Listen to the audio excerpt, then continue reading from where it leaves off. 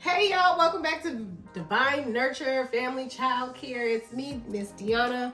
Don't forget, if you have a kid or a daycare or whatever and you like it for your kids to have story time, I do story time on this channel. Go back and check some of my other videos. I got some popular books on there that everybody likes. One being Pete the Cat. Like I said, this is part 2. Sorry, I have allergies, y'all, and it's that season, right? This is part 2 to that last video, part 1 of interviewing a potential client, parent, and kids. So this video I wanted to give specifically to the childcare provider, and these are some questions, whether you do it on the phone or pause, D. I didn't even welcome my people in. I'm so sorry. I'm trying to give you all this information for real. If you're new, don't forget to smash that like button, that subscribe button, and share. Leave me a comment. Just say what up. I don't anything. I'm sorry, y'all. For everybody returning and always supporting what I do, thank you very much. But let's jump into this, right? You know, we all got short attention spans, especially if we work with kids. I'm going to be looking down a little bit because I have this stuff written. And these are some questions that you want to ask as a provider, because you want to kind of know what kid that you're going to get. Some people do have like questionnaires that they give out for the parent to answer to see what type of kid they are getting and things like that. That's part of the reason why I like to always meet the kid in person and just see how we vibe good together, as well as with my assistant. But to jump right in, some things that you do want to ask the parent is if they're what are they looking for? Are they looking for a full-time care or part-time care? I personally do take both. However, I prefer full-time unless they're really young or they're one of my special needs babies that can't do too much stimulation with everybody else. Even though my days are only 7 hours, so I am no longer like an 11-hour, 10-hour day. I am down to 7 hours, so it does not work for everybody, and I am okay with that. Because there are so many families and kids that still need help and quality care. So as a provider, that's something that you have to figure out. But staying on topic, ask that parent, like, is this something that you guys want to do full-time or part-time? I prefer full-time because typically if you get a kid that starts part-time, they are going to get off schedule and off schedule and off schedule unless they're old enough to comprehend and understand, like, oh, this is the day that I go to school, this is the day I don't go to school. And then because sometimes it can backfire. You'll have kids that want to come more because they love it so much, and then you have kids that are used to just being up under an adult, and this is more like work for them because they have responsibility and things like that. It could be a little too much to go back and forth with that part-time situation. But you know your kid, you know, I accept them, and I never say this is what you have to do. I say, let's try it out. If it doesn't, I'm very much still going to be verbal about it and say that it's probably not working. We should probably pick up some days or do consistent days instead of picking days like one day and then don't come and then another day. It's too far spread out for them to comprehend, maybe. Things like that. You also want to ask the parent, like, what is it that you want your kid to get while they're here? What are some of your expectations and goals for your own kid? You want to ask them things like, is this your child's first time being in a school setting, whether being around other kids? How do they play with other kids? What are some concerns that you have as a parent? Also, you want to ask things like, what's their napping routine? What time do they typically go to bed?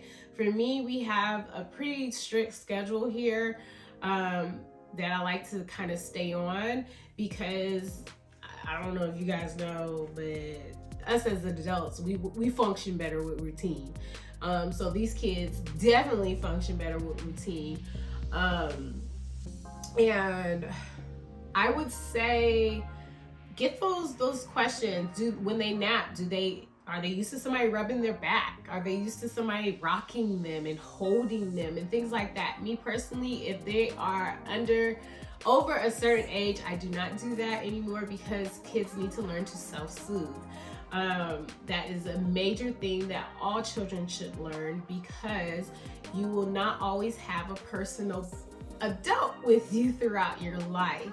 And you will have an adult to assist you in things, but you will not have one to cater to you as a nanny or a maid or anything like that. So self-soothing mechanisms are very important for me, for my children that I serve to learn.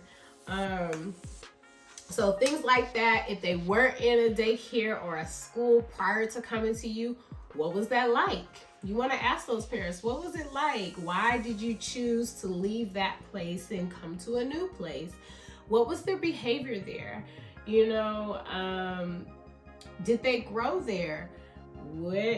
How you want to kind of get into business, because I don't know if you guys know, but kids, let me just tell you, of all ages, are very manipulative. They always looking to get into something, not because they're bad, but because they're curious, and they are willing to test limits and boundaries and all those things.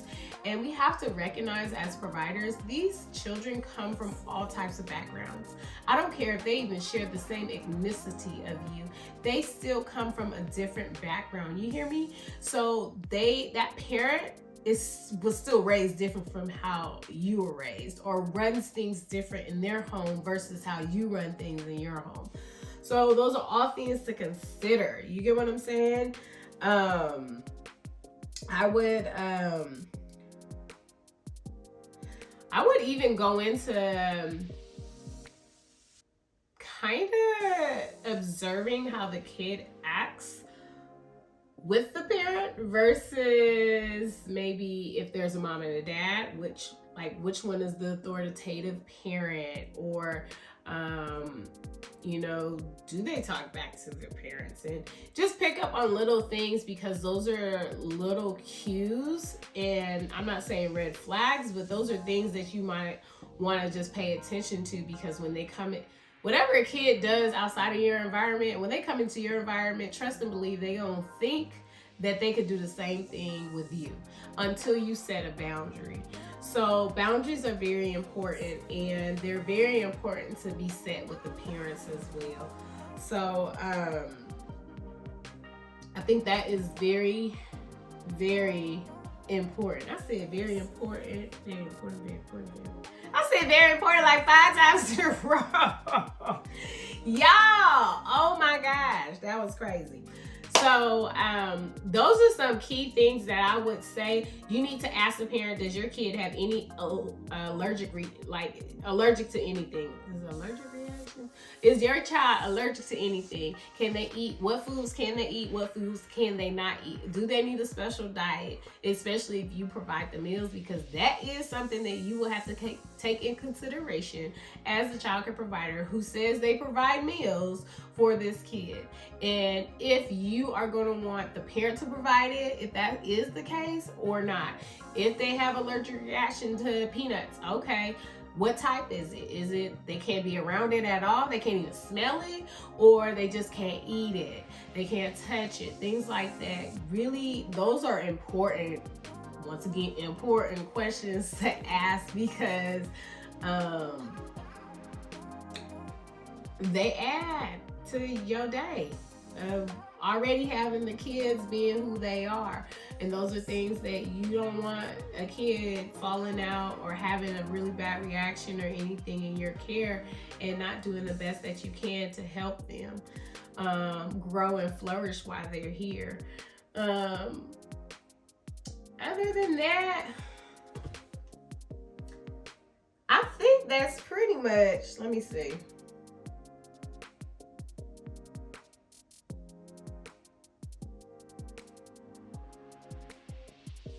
Oh, I think that's it. Because the last thing that I will say is you want to, I think I said it in the beginning actually, but when it was talking about seeing if that kid has any disabilities that that parent does know about that you need to know about.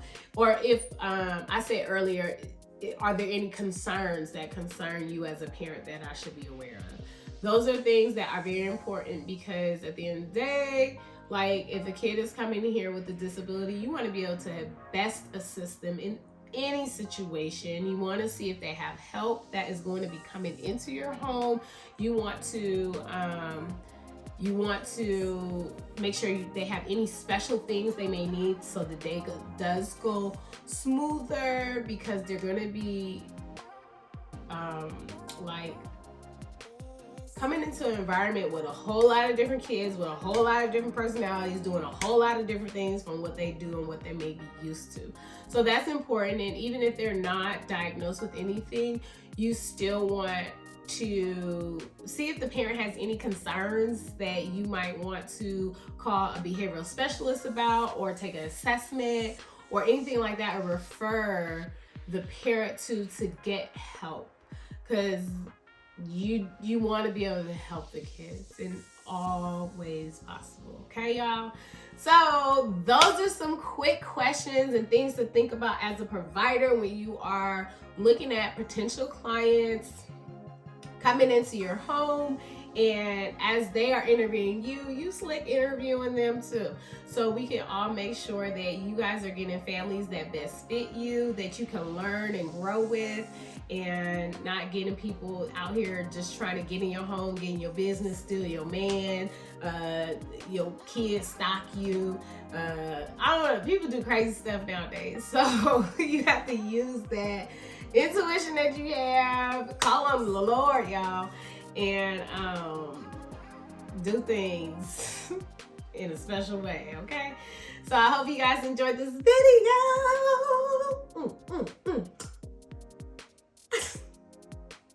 I love y'all. Don't forget to subscribe, like this, and I feel like sitting on the floor, you know what I'm saying, and giving y'all a different look, because I'm usually always at the table upstairs, but why not be in the daycare? I'm talking about the daycare, right? And you guys see a couple of toys we have out right here. If you ain't checked my other video about labeling, go check it out. Love y'all. Bye.